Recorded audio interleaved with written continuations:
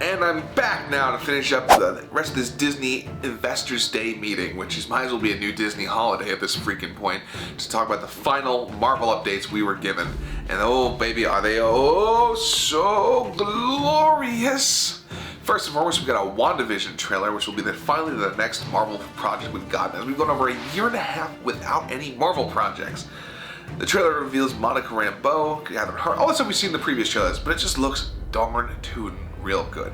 Showing the obviously jump from sitcom to sitcom from the 1950s to the 1960s, 1970s, 1980s to modern day, but clearly something is not right with Wanda, and we're going to find out. It's clearly also adapting the classic WandaVision storyline from the 1980s, in which they moved into a suburban neighborhood, and their neighbors didn't care for those mutants. But I'm really excited about this show. I think it looks really, really, really good. Next up, our first look at The Falcon and the Winter Soldier, which was supposed to be, if you remember correctly, the first show we got on Disney Plus of all the new Disney Marvel shows, and it looks really good. It's got that Tango and Cash espionage. It looks like a direct continuation of just the Captain America series, as these are the best characters between Sam Wilson and Bucky Barnes. I think Sebastian Stan and Anthony Mackie have great freaking chemistry. I think it looks really good. The action looks fantastic. Excited to see where this goes. I mean, March 15th, it's going to debut as the next show. So we're getting basically bang, right? We got 6 weeks in a row of WandaVision. Then basically a 3-week layoff in between that and the start of not announcing how long the Falcon Winter Soldier will be, but it looks looking pretty good so far. And then the next trailer we got was the Loki show, which also looks incredible, as I knew nothing about this show, except that Tom Hiddleston was going to be in it. Did you know Owen freaking Wilson's going to be in it? Owen Wilson, baby. Look at that mustache he's got. He's aging nicely, like a fine wine, man. To tell you what, if it was just Owen Wilson and Tom Hiddleston just doing Wedding Crashers with Loki, that'd be my show. But this show also looks really good, as it's taking the younger version of Loki, the one right after the Avengers, as we saw in Endgame, who was able to steal the Tesseract and go on all sorts of time-hopping adventures. It looks like a wild series. I don't think it's going to have too much of an impact on the MCU as a whole, but I think it's just for those of us that love Tom Hiddleston, and he looks fantastic in the role. Alright. That was all the stuff I remember, because I actually did record this twice, but here we go. Other thing, also, Doctor Strange: The Multiverse of Madness official announcement. It's going to come out March 25th, 2022. That's a go. It was actually supposed to come out this coming May, but COVID's had to push back their, scheduling release indefinitely. But I think the more the better. Benedict Cumberbatch, Elizabeth Olsen, Benedict Wong, Rachel McAdams, Chiwetel Ejiofor, Azoshi Gomez as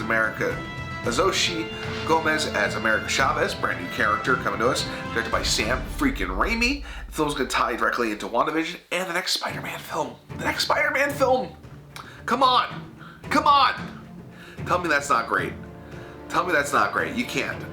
Black Widow, May 7th, 2021, full year after it was supposed to originally debut.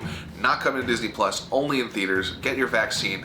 Trust science, trust scientists, trust Pfizer, trust Moderna, because they have an economic incentive to keep us healthy. That's the main reason why. Not because of the good people, because of money. Money screws us, but money also is able to save us sometimes. So I swear to God, get your vaccine so we can see this in a theater together and we can talk about it and react to it live.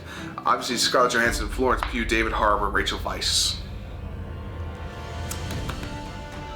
Next trailer we got, Marvel What If. Space Time. If you haven't read the What If comics, basically they are just, hey, what if this didn't happen? What if Uncle Ben didn't die? What if Iron Man stayed an alcoholic? Well, this one, the 3 clips we got are what if Peggy Carter was Captain Britain and got the Super Soldier Serum instead of Steve Rogers? What if there were Marvel zombies? And what if Black Panther went out into space with Yondu and became Star-Lord? Wouldn't that be fun? See how T'Challa would react in space.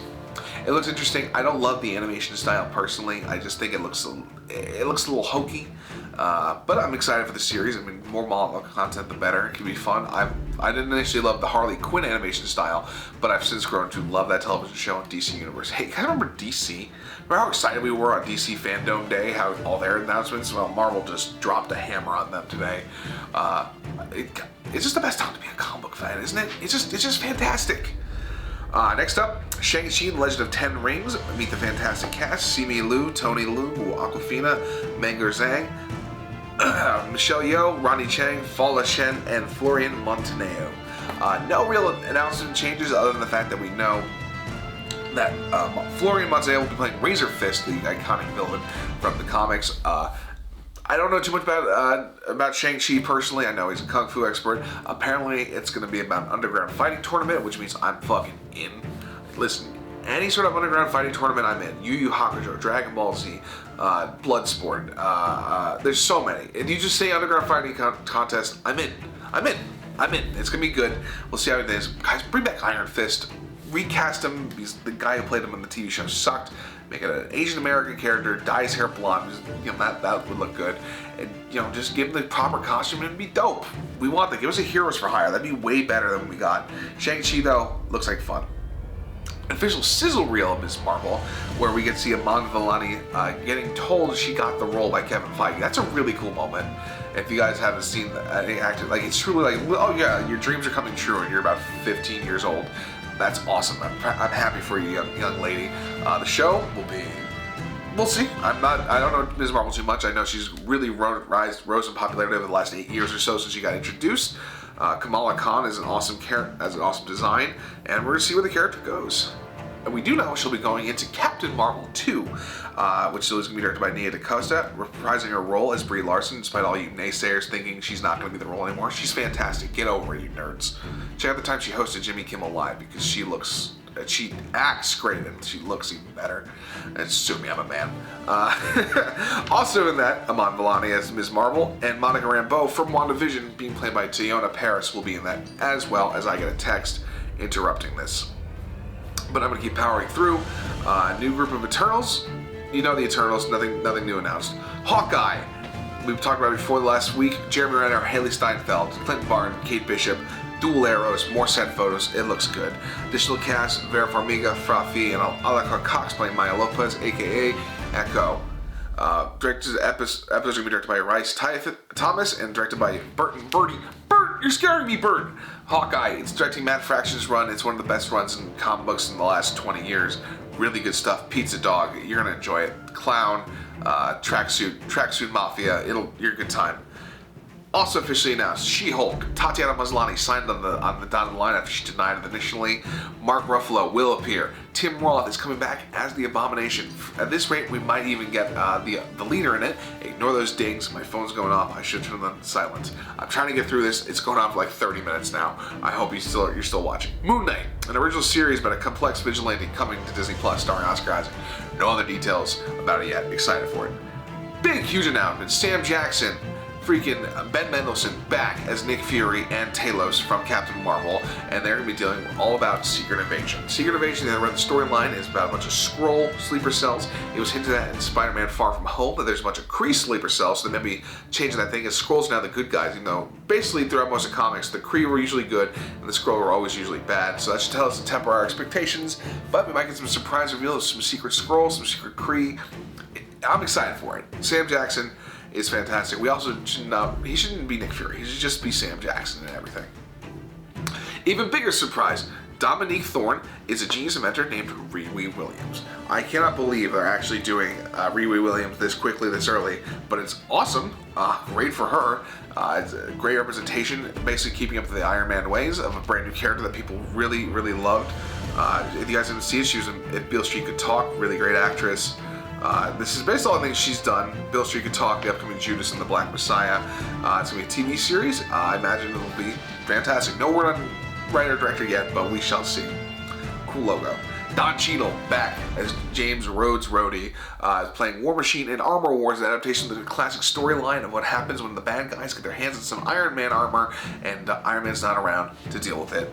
No word on writer director yet. Love me some Don Cheadle. I'm in for it. I like this idea of just adapting storylines and just having just play that out. Right? These little in-between calls when now the movies are the big moments, but now we get all the little moments on TV. And they meet back up in the things. Guardians of the Galaxy, the holiday special, 2022. James Gunn writing and directing. I bet it will be freaking hilarious. I'm really excited about it.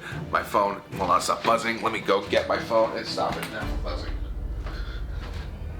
And look at that, I'm back.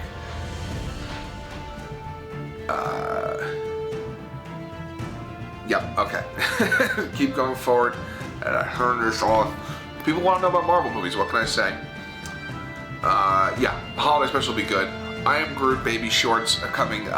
Basically a lot of Baby Groot doing Baby Groot stuff, being cute and stuff. You know how it is. You know how it is.